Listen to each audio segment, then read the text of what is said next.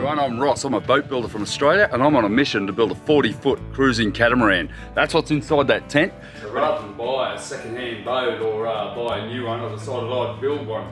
So if you want to see what it's like to build a boat, I think there's plenty of information here, and over the years I'm going to give you plenty of tips, hints and advice on whether or not you should do it.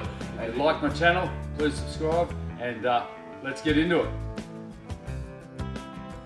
G'day guys, welcome back to Life on the Hulls. Last couple of episodes has seen me complete the flow coating and the preparation involved in completing the fuel tank compartments. Time for me to give them a bit of a test fit. Those slats that I put in actually fit them perfectly. Now whether or not I continue to flow coat the slats or cover them in some sort of a long-lasting foam so that these tanks won't abrade or affect any moisture underneath them, might not affect those particular slats, is a matter of conjecture. I'm still thinking that through.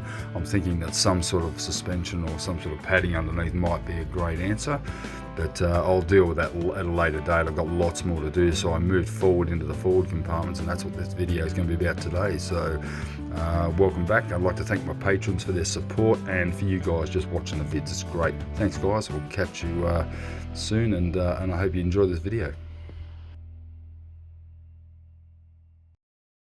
Okay, so I've finished the port side. I've basically put the last limber hole in. I'm waiting on that to set that glass on the limber hole, and now I've got to remove all of this modules again, basically back to here for like the 15th time.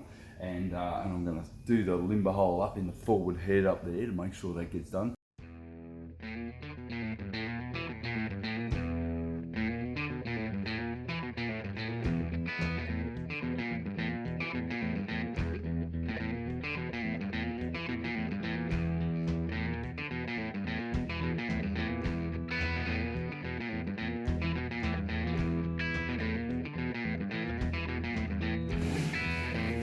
Just getting everything in place takes a half an hour, and I was watching Donnie on Lady Jewbill the other night, and watching him how he had to set up his welders and everything every night after work. I mean, and now he's just storing them in the boat so he can basically go and get a couple of hours work done straight after work.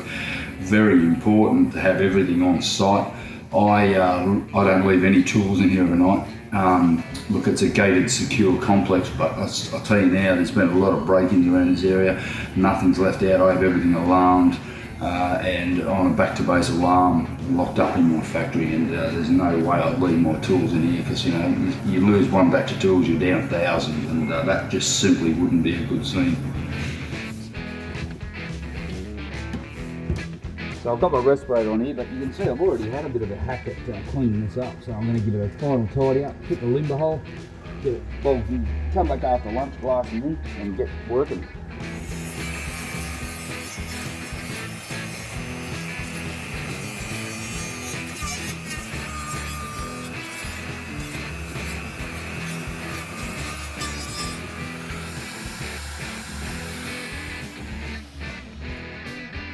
So once these limber holes are mounted in with the Pro Bond, there's then 2 layers of 300 CSM and 2 layers of 600 double bias to secure them in place.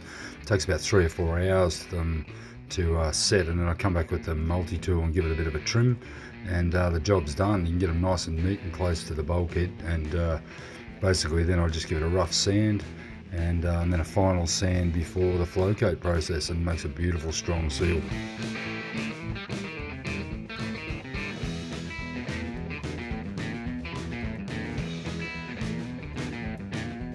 As you well know, because I get to do it on one side, I get to go and repeat the process exactly the same on the other. That usually requires a full day of module moving and replacing items, and it's pretty much a good reason to build it in a modular fashion, so you are able to disassemble and keep checking over and over and over.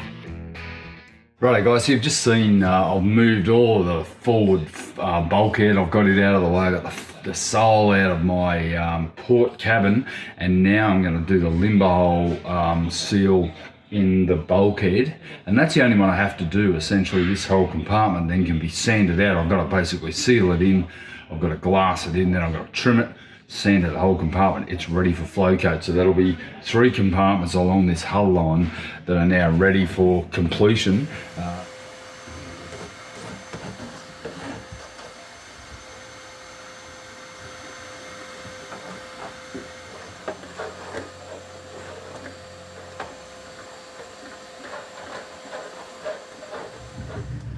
Okay guys, one last look. What you're going to see at the end of this is this compartment, which you can see here has been totally sanded out.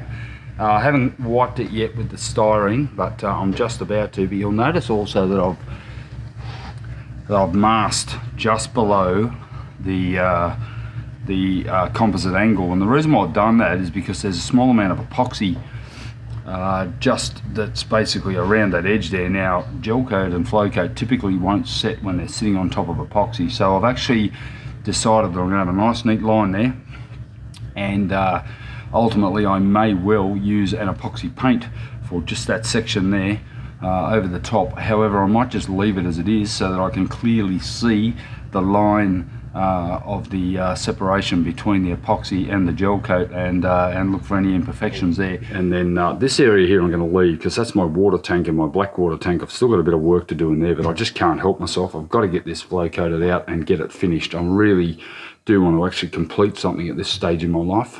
I cannot stress it enough. Preparation is absolutely everything in this game.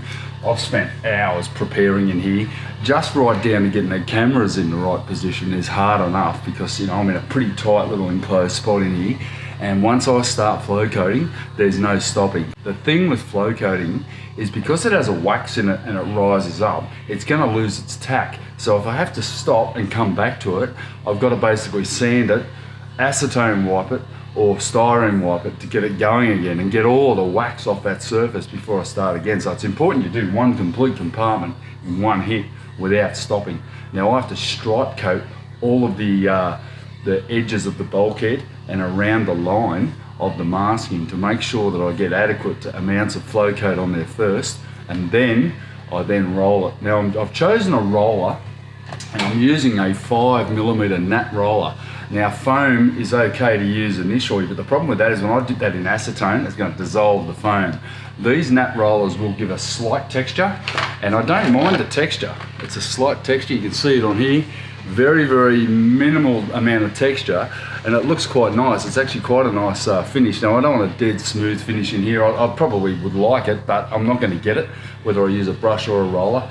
But I'm basically going to get going. Now I'm using 1 litre or 1 kilo of grey flow coat here, catalysed at 1.5%. I've waited till the ambient temperature in here has hit around about 18 degrees. Now that's important too, because I don't want to be putting this on in anything under 16 degrees. And I've had a truck here reversing for 2 hours. Every time I go to film something, I get this truck noise, and I'm sorry about that, but I've got a new mic and hopefully that's improving the whole situation. So here we go. I'm getting ready. I'm going to get going.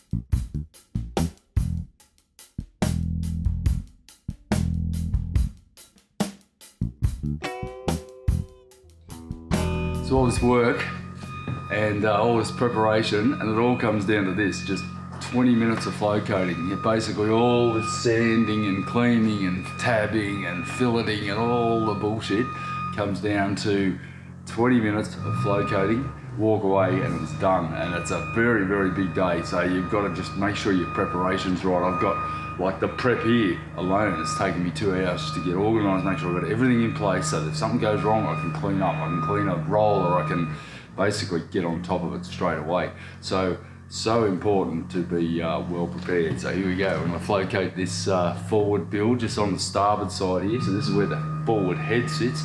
I'm only going to do the bottom because these walls here are going to have the module, the bathroom forward starboard head module actually glued to it with plexus. So I'm going to have to block it out with some foam blocks to make sure that I've got a cavity in between, obviously for any moisture, to eliminate sweating of the hull, which is pretty common in boats, particularly when you get into tropical areas. You get cold water, hot day, hot water, all those different variances give a lot of moisture inside a hull. You want it all to flow to the bilge so it gets out. You don't want it getting trapped inside somewhere. So I'm going to deal with this after I put in my tabbing points.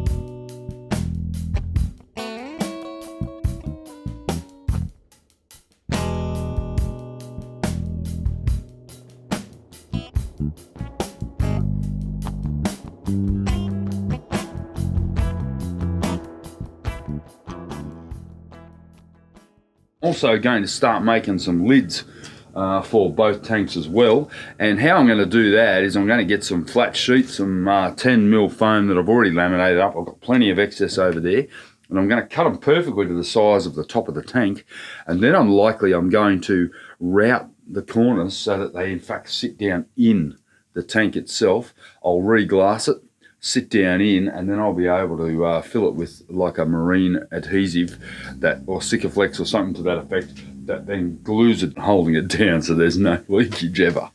I'll sit down now.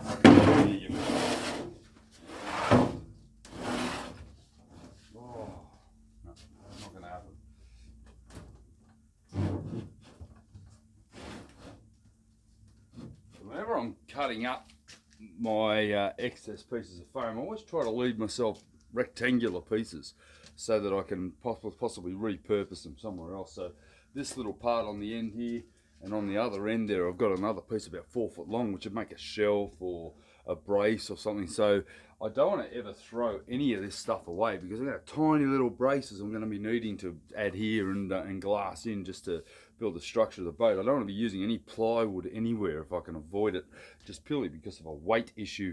And this is, I guess, when you look at all these beautiful big production boats that are made, they might have vacuum infused hulls, but all the internals are generally made of MDF or, you know, chipboard and the like, and repurposed sort of wood, and that's a good thing for the environment, but it's also probably not so great inside a boat.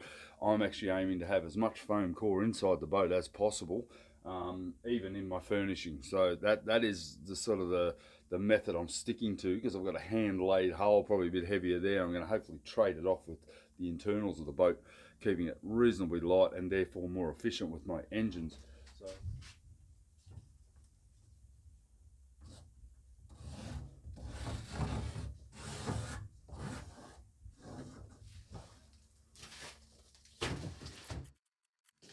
So It's interesting when you're working away and you're making these massive shoots and you cut your piece out and you think, God, that's a waste. You never, ever waste this stuff. Like I might have put in the hard work 5-6 months ago when I made all these shoots. It's paying off dividends now. Don't ever throw hard work away. I see a couple of cabinet makers around here throwing out tons of excess stuff, and you know, you're always going to use it. You just need to be able to store it. That's the issue a lot of the time, is storing stuff. And obviously better the environment if I'm not replacing and reworking stuff and using more and more chemicals. I'm trying to keep my impact as minimal as possible, even though it is a high impact activity, boat building. Try to keep it to a minimum and repurpose everything that is usable. And you know, this stuff here, you'd never throw a sheet of that out. I mean, I'd store that under the house for 100 years before I throw that out, because that's about $500 worth of bloody foam there and glass. So yeah, definitely well worth keeping for later projects. All right. 1, 2.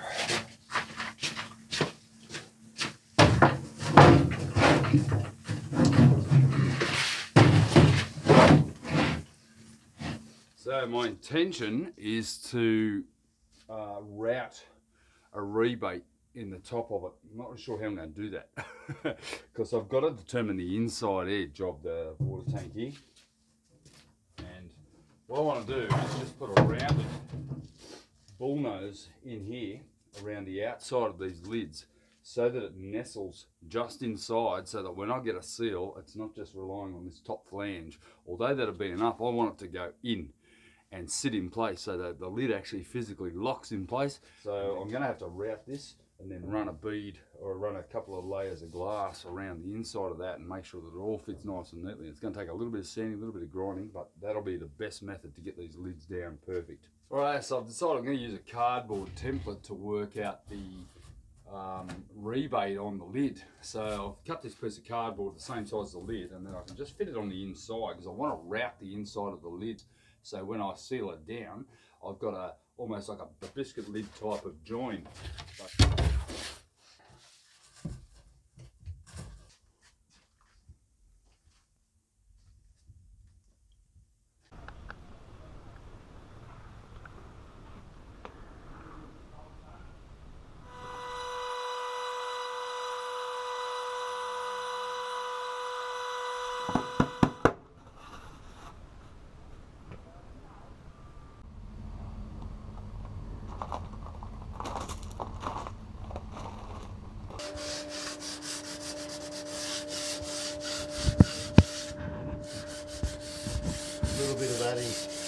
So we've routed this out with a router bit, and then we're just arrowing the edges of this, I guess you'd call it, chamfering it, so we can then glass over this part here and around. I'm going to glass all the way around it, John.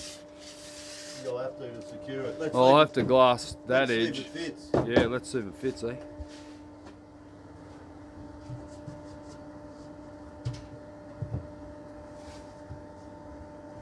Keep going. Yeah, that'll be spot on once it's all tied down. I don't think the mould's actually straight. All right, that's a win. That's good. That's exactly what I need to do. Brilliant. So just round those corners off so we can glass round and over the top of it. I'm not showing your face, mate, because you haven't got a mask on. I know. Fucking bad news. I'm gonna die anyway. No, you're not. One day. That's it, mate. I can sort that out. That's great. That's what's got to be done. So we're getting this profile here. That nice rounded profile that we can then glass over. That'll be right, eh? Very nice. Strong enough? Yeah, oh, it's strong. Shit, yeah.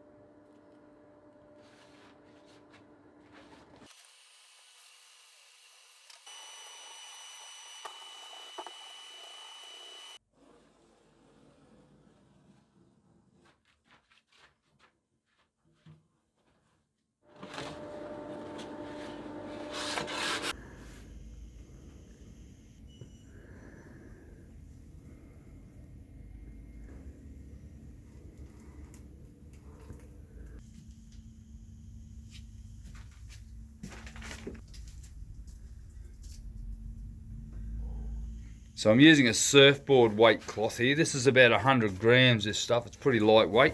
We're just going to do the top edge first, come back tomorrow and then sand it back and then put another edge over the top. Johnny and I are just discussing the fact that we might just glass these lids onto here rather than screw them down.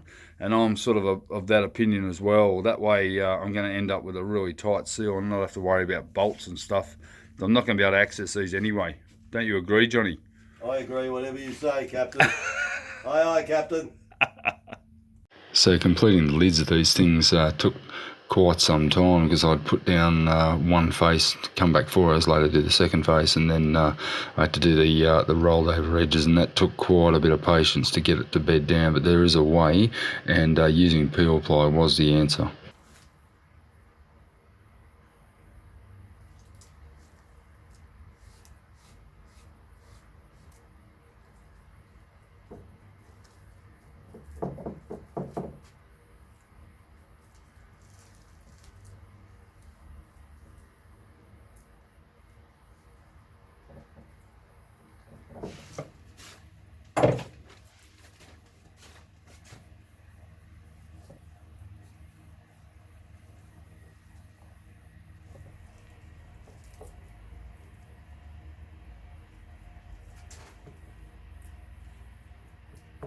Okay, next morning, gonna check out the result we got here. So we'll peel the peel ply off and have a bit of a look, eh? Oh, that is great.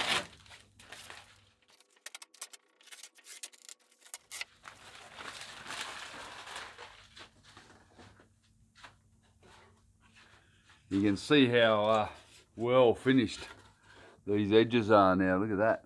I mean, I don't know whether you can see that. That's smooth and there's no air bubbles. And the key was the peel ply. Putting that peel ply on there. So now I've got a perfectly flat edge there that now can be sanded and painted, and then basically with the sealant and then it glassed onto the lid of that, I'm going to have a perfect sealed tank.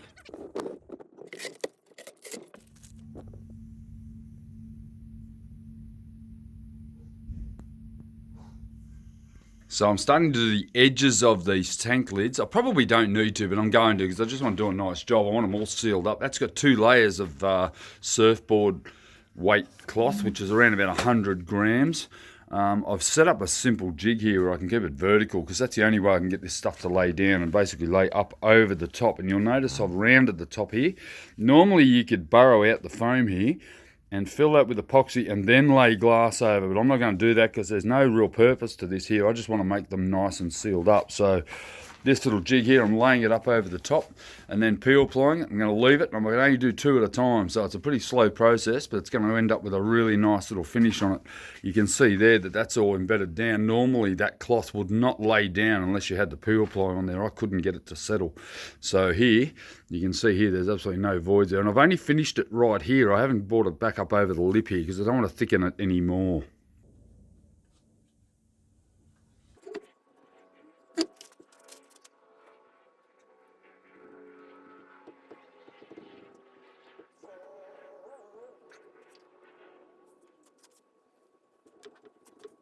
Now, if I've learned anything about laminating, it's be patient. You need to work slowly.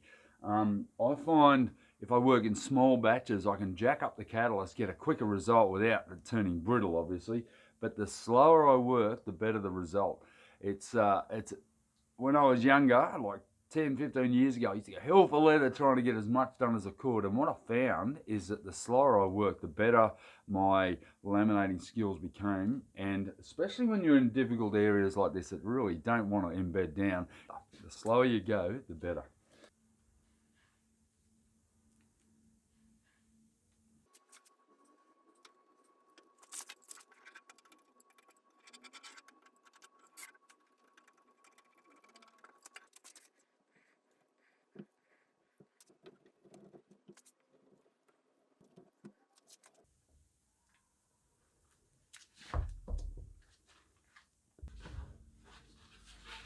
So there you have it. A couple of custom made lids to fit custom made blackwater tanks. Pretty good solution. Probably took me too long. I probably could have bought them a lot cheaper. Yeah, they fit perfectly. just got to make sure I label them to make sure I don't get them mixed up, because that would not be good. So we've got our port, Blackwater tank here, and our starboard, which is the reduced capacity one. Pretty happy with that result. Time for a break. This week's show is coming to you from Venice, Italy. They talk about life on the hulls. Look at these poor buggers on these gondolas. I mean, the place is absolutely insane. It's been a good week, eh, Dan? Great holiday, having a ball. Catch you next time. Don't forget to like, don't forget to subscribe, and I'll see you next time. Catch ya.